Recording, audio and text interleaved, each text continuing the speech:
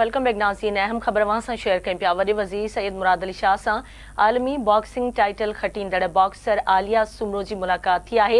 वॾे वज़ीर तरफ़ां बॉक्सर आलिया सुमरो लाइ 10 लाख रुपया इनाम जो ऐलान कयो वियो आहे। जेकॾहिं कोच जी ज़रूरत हुजे त सिंध हुकूमत बंदोबस्त कंदी। वॾे वज़ीर इहा आछ कई आहे।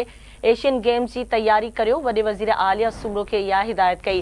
तव्हां मेहनत करियो, सिंध हुकूमत सपोर्ट कंदी। आलिया सुमरो आलमी सतह ते पाकिस्तान जो नालो रोशन कयो, जेका फ़ख्र जी ॻाल्हि आहे।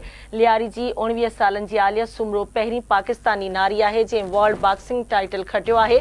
आलिया सुमरो 2 महीननि खां पोइ दुबई में भारतीय बॉक्सर सां मुक़ाबिलो कंदी। हिकु भेरो ॿीहर अव्हां खे आगाह कयूं पिया। वॾे वज़ीर सैयद मुराद अली शाह सां आलमी बॉक्सिंग टाइटल खटींदड़ बॉक्सर आलिया सुमरो जी मुलाक़ात थी आहे।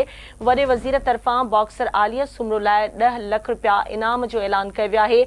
जेकॾहिं कोच जी ज़रूरत हुजे त सिंध हुकूमत बंदोबस्त कंदी। वॾे वज़ीर इहा आछ कई। एशियन गेम्स की तैयारी करियो। वॾे वज़ीर आलिया सुमरो खे इहा हिदायत कई।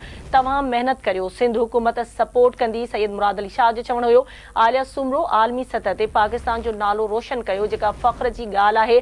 लियारी जे 19 सालनि जी आलिया सुमरो पहिरीं पाकिस्तानी नारी आहे जंहिं वर्ल्ड बॉक्सिंग टाइटल खटियो। आलिया सुमरो 2 महीननि खां पोइ दुबई में भारतीय बॉक्सर सां मुक़ाबिलो कंदी।